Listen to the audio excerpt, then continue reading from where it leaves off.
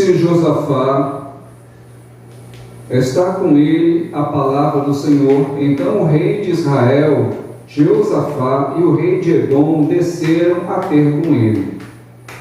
Mas Eliseu disse ao rei de Israel: que tenho eu contigo? Vai aos profetas de teu pai e aos profetas de tua mãe. Porém o rei de Israel lhe disse: não, porque o Senhor chamou a estes 3 reis para entregá-los nas mãos dos moabitas.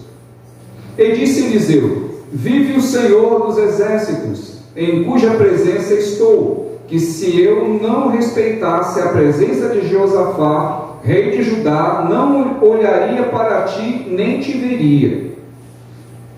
Ora, pois, trazei-me um músico. E sucedeu que, tocando o músico, veio sobre ele a mão do Senhor. E disse: assim diz o Senhor, fazei neste vale muitas covas. Porque assim diz o Senhor: não vereis vento e não vereis chuva, todavia este vale se encherá de tanta água que bebereis vós, os vosso gado e os vossos animais. E ainda isto é pouco aos olhos do Senhor, também entregará ele os moabitas nas vossas mãos.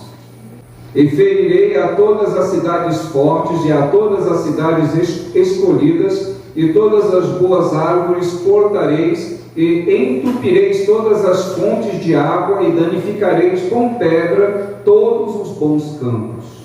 E sucedeu que pela manhã, oferecendo-se a oferta de alimentos, eis que vinham as águas pelo caminho de Edom, e a terra se encheu de água. Amém. Aleluia. Nós temos um texto em Reis, texto no Antigo Testamento.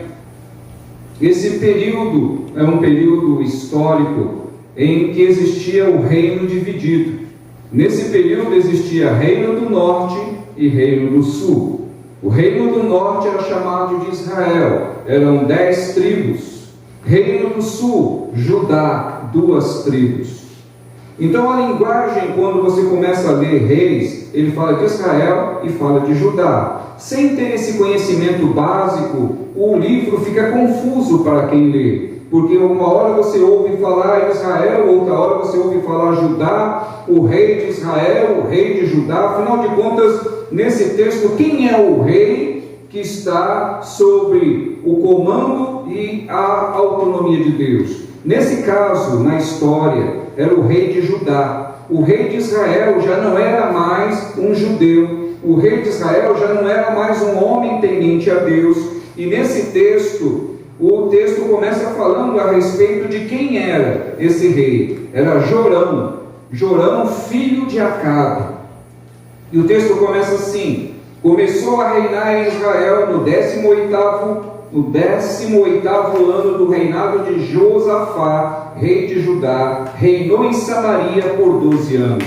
Então o texto começa informando que Jorão, filho de Acabe, havia iniciado a reinar. Ele reinou quando o rei Jeosafá já estava no 18º ano do seu reinado. Então o rei de Judá estava reinando quando morre Acabe e Jorão, seu filho, começa a reinar. Então você tem 2 reis, um que está reinando já há 18 anos, Jeosafá, rei do sul, Judá, e você tem Jorão, filho de Acabe, rei do norte, que começa a reinar.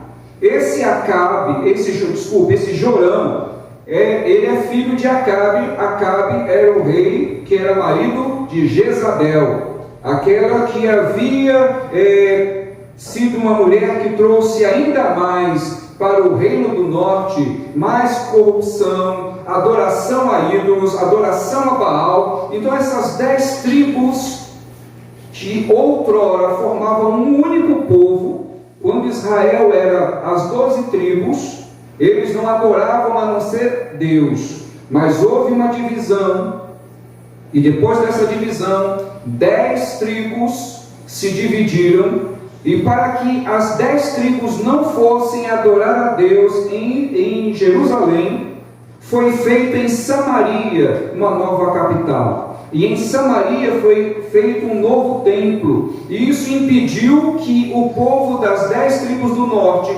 fosse adorar em Israel. E foi se afastando o povo da presença de Deus. E nesse período histórico aqui, nós temos o autor nos informando que depois que Jorão começou a reinar, o rei de Moabe decidiu que não iria mais pagar tributos ao reino do norte. Então Moabe, o rei Messa, rei de Moabe, era criador de ovelhas, costumava pagar ao rei de Israel um tributo anual de 100.000 cordeiros e a lã de 100.000 carneiros. Nós estamos falando do reino do norte, tá? Então o reino do norte, Acabe morre, Jorão passa a reinar, e Messa, que devia tributos ao reino do norte, decide que não vai mais pagar tributos. Ele decide que não vai mais pagar tributos, e isso fez com que o rei Jorão, rei do norte, levantasse um exército e resolvesse ir até Moabe para reivindicar o que era seu. Quando o rei Jorão decide levantar um exército e ir contra Moabe, ele convida Josafá, rei de Judá, reino do sul. Então você tem reino do norte, que é um reino dividido, e o reino do sul. Porém o reino do norte, que agora está sendo confrontado, que dizem que não vão pagar tributo, ele levanta um exército, mas antes ele chega e fala com Josafá: você vai comigo nessa batalha? E Josafá diz ao rei Jorão: eu irei, o meu exército é seu exército, nossos cavalos são seus cavalos. Então agora você tem 2 exércitos contra Moabe. E no trajeto eles entram em contato com Edom, e são agora 3 reis contra um rei, esse rei que disse que não iria pagar tributo. Nós temos agora um exército muito poderoso, e esses homens, esses 3 reis, eles vão pelo deserto para chegar até Moabe. Porém eles faziam um caminho, ao invés de ir para entrar de frente com eles faziam um caminho para chegar pela retaguarda. E quando eles fazem esse caminho pela retaguarda, eles levam 7 dias, e durante esse percurso acabou toda a água. Não tinha água para os soldados, não tinha água para os animais, não tinha água para fazer comida, não tinha mais água. E esses reis entraram em desespero, porque eles estavam indo para uma guerra. Como é que alguém vai batalhar, vai entrar numa guerra, se os seus soldados estão com sede, se os seus animais estão com sede? Então esses homens decidem consultar a Deus. E eles lembram: será que não existe um profeta nessa região? E aí um dos soldados informam ao rei Josafá: sim, tem um profeta, Eliseu, que é discípulo de Elias, é homem de Deus, vamos consultá-lo. E aí nós entramos no nosso texto, no nosso período da nossa leitura. E aí quando eles vão consultar ao profeta Eliseu, quem vai consultar são os 3 reis, porém o rei Jorão, que era rei do norte, que não fazia mais parte do povo de Deus, quando ele vai consultar Eliseu, Eliseu diz assim para ele: eu não vou atender a você. Vocês não pertencem ao povo de Deus. Consulte os seus profetas, consulte os profetas de Baal. Vocês não adoram Baal? O Deus de vocês não é Baal? E aí Jorão começa a discursar e a falar para Eliseu: nós estamos reunidos aqui, está Josafá conosco. E aí Eliseu diz assim: por causa de Josafá, rei de Judá, eu vou ouvi-los.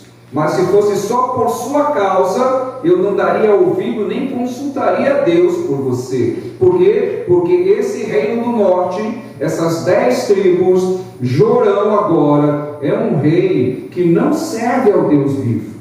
Mas vejam, pelo fato de estarem unidos com o povo de Deus, houve da parte do profeta uma certa consideração. Então o profeta considerou que Jorão estava junto com Josafá, e o profeta diz: me chamem um músico, tem algum músico entre vocês? E aí levantou-se um músico, e veja o que acontece. O profeta pede para que toque essa música, e quando se toca a música, o profeta entra num transe, entra em contato com Deus e profetiza para aqueles reis, e diz para eles: olha, o Senhor vai mandar água, vocês não vão ver chuva, não vão ouvir relâmpagos, nem vão ver nuvens, mas está vendo aquele leito de rio seco que está ali passando? As águas vão chegar naquele leito de rio, e vocês terão águas para os seus animais e terão água para beber.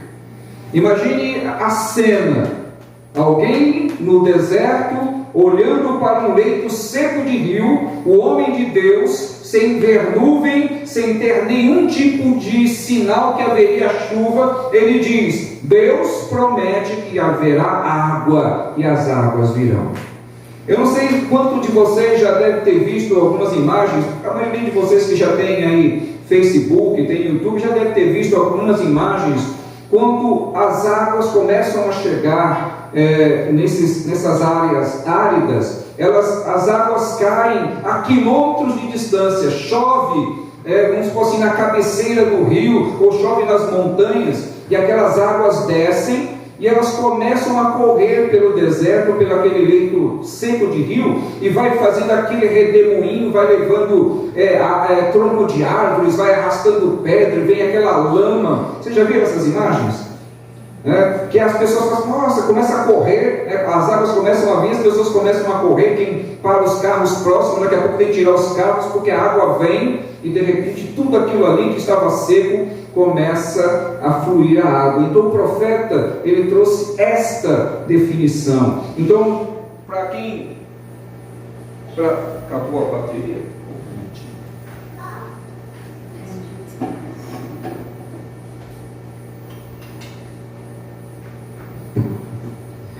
Para quem já ouviu essas imagens, a gente consegue mentalizar o que estava acontecendo.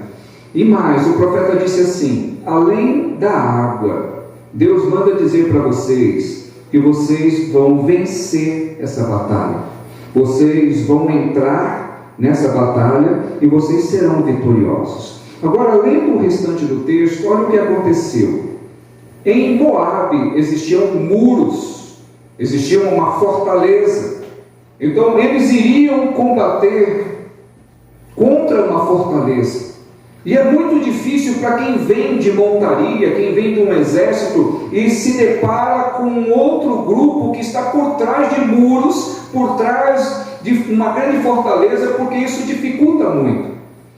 Com a passagem dessa água, quando a água rompeu, e na manhã seguinte, quando as pessoas estavam, o outro exército estava em cima do muro, e viu pela manhã, no nascer do sol, quando nasce o sol, por eles não prever que haveria água, o brilho do sol sobre aquela água pela manhã, deu a impressão para quem estava nos muros que havia rios de sangue. E aí eles imaginaram, aqueles 3 exércitos que estavam vindo, eles acabaram se confrontando um contra o outro, e eu estou vendo um rio de sangue. Vamos sair agora e vamos buscar os despojos. Então os soldados se equivocaram, viram o brilho do sol sobre a água pela manhã, e eles nunca tinham imaginar que haveria água naquele lugar. E esse brilho confundiu, e eles foram, e quando chegaram de frente com o exército, e aí houve um confronto. Ou seja, de uma certa forma, eles ficaram equivocados. Eles que estariam por trás dos muros e da fortaleza, abriram os portões e saíram, ou seja, deixaram as suas defesas, foram confrontados, e eles, quando o exército da parte de Deus foi para sobre eles, derrotaram eles, eles fugiram. E quando o povo de Deus invade, derrota, sucumbe àquela nação. Bom, esse esse texto, ele vem falar a respeito de algo extraordinário. Nós temos, da parte de Deus, usando o seu profeta, trazendo socorro no momento de desespero. Aqueles reis fizeram o seu cálculo, mas se equivocaram quanto ao que eles tinham reservado de água. Eles não calcularam corretamente o quanto que eles precisavam. E chegaram numa situação de desespero. Porque imaginem, irmãos, eles haviam percorrido 7 dias e chegaram num ponto que não tinha água. Eles não tinham como ir para frente e não tinham como voltar para de onde eles saíram, porque haviam percorrido 7 dias de viagem. De qualquer forma, eles estavam ali condenados à morte naquele deserto. Não tinham para onde nem a quem socorrer. Não tinha de forma alguma como encontrar um auxílio. Então, podemos deduzir de que nós podemos fazer projetos, podemos fazer planos, e até os nossos planos parecem que são mirabolantes, que tudo vai dar certinho, calculamos direitinho. Isso acontece quando nós vamos fazer uma festa, um churrasco, né? A gente calcula o número de pessoas, calcula o número de pratos, refrigerantes, e eu digo para vocês, nunca dá certo. A gente sempre erra, dificilmente a gente acerta quando a gente faz esses projetos. Uma coisa que dificilmente a gente acerta é reforma de casa ou construção. Você começa uma construção, você imagina que vai gastar 5 mil, acaba gastando 7, acaba gastando 8, quase sempre é para mais. E nesse caso aqui, eles erraram também, erraram o cálculo, e erraram feio o cálculo. Se eles dependessem apenas do cálculo e da boa vontade, morreriam todos no deserto. Então vejam que os reis, que eram pessoas instruídas, e os reis não se baseavam apenas no seu conhecimento. Todos aqueles homens de guerra, eles já estavam habituados a guerrear, estavam habituados com a região que eles viviam. Como é que eles se equivocaram tanto assim? Como é que eles erraram o cálculo da quantidade de água? Uma coisa que acontece geralmente com quem já teve acesso a alguma informação do que acontece no deserto. A quantidade de água que às vezes as pessoas projetam não calculam o quanto da transpiração que se perde de água. Às vezes alguém calcula uma quantidade de água quando estava numa cidade, sob uma temperatura controlada, debaixo talvez de um telhado. Então a pessoa calcula, olha, cada homem vai, em média, bebe aí 1 litro de água por dia, um animal vai precisar de 20 litros, então tudo bem. Mas isto é um cálculo dentro de um ambiente controlado. Quando se vai para um deserto, se vai para um lugar árido, a quantidade de evaporação é muito maior. A desidratação também é muito grande. Então as pessoas começam a beber muito mais do que beberiam se estivessem num lugar controlado. Então, por mais que se façam projetos, por mais que se calcule, ainda corre-se o risco de errar. E no mundo espiritual não é diferente, amados irmãos. Nós estamos debaixo da graça e da proteção de Deus. Todos nós fazemos projetos e fazemos planos. E isso é comum entre nós, fazemos projetos e planos. Mas algo que nós aprendemos na Bíblia, no livro de Tiago, ele fala exatamente isso. Ao homem é normal fazer planos, mas se nós não dissermos se Deus quiser, ou seja, se Deus prover, se Deus autorizar, se Deus entrar no projeto, eu irei fazer tal coisa, eu farei tal coisa. Se Deus não tiver no negócio, não funciona. E por que eles não consultaram antes de sair para a guerra? Porque eles resolveram consultar quando já estavam no meio do percurso, quando a coisa já estava totalmente perdida. Eles entraram em desespero, mas encontraram um refúgio, encontraram alguém que tinha intimidade com Deus. Isso faz toda a diferença. Quem tem intimidade com Deus não vive vacilando, não vive errando demais os cálculos. O profeta estava ali, e o profeta estava onde eles mais precisavam. O homem de Deus estava no lugar certo, no momento certo e com a palavra certa para a vida daqueles homens. E Deus entrou com providência de uma forma espetacular. E aonde existiam as valas secas, passaram a ter água. Aonde não existia vida, o Deus Todo-Poderoso prometeu e proveu vida, proveu condições para que eles pudessem continuar na sua jornada. E nós podemos tomar isso para nós essa noite. Para você e para mim. Eu tenho projetos para a minha vida, eu sei que você também tem projetos. Muitas coisas que eu imaginei outrora, elas não funcionaram, mas quando eu comecei a ouvir ainda mais a voz do Senhor, a estar mais sensível às coisas de Deus e a pedir prova da parte de Deus, eu comecei a ter experiências diferentes com o Senhor. Eu já contei para vocês, mas ela permite nesse momento eu novamente sinalizar. Antes de vir para Poções, eu já havia tido na minha vida uma profecia.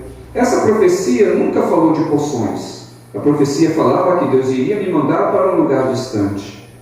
E falava que eu deveria preparar uma mala que o Senhor me mandaria para um lugar distante. E passou mais de 10 anos, quase 12 anos dessa primeira profecia na minha vida. Eu não tinha ideia para onde o Senhor me mandaria, nem de que forma isso aconteceria, mas eu guardei no meu coração e continuei a orar ao Senhor. E quando se aproximou o tempo, Deus começou a mudar as coisas na minha vida, na minha família, e eu pedi provas de Deus. Falei, Senhor, se é realmente esse projeto do Senhor na minha vida, então eu pedi prova. Pedi que o Senhor mostrasse para uma filha dele, para uma serva, e essa irmã, ela veio falar comigo. Isso foi uma segunda prova. Depois eu pedi mais uma terceira prova, que o Senhor confirmasse na boca de outra pessoa que eu nunca tinha visto na minha vida. E apareceu esse homem, esse pastor que eu nunca havia conhecido, e veio falar e trouxe da parte de Deus a confirmação de que o Senhor estava confirmando a nossa saída de São Paulo, de que nós estaríamos viajando e fazendo a vontade de Deus. Só então é que nós confirmamos tudo isso e nós fizemos a nossa viagem para cá, eu e a minha esposa. Então nós estamos debaixo da linha e da proteção de Deus.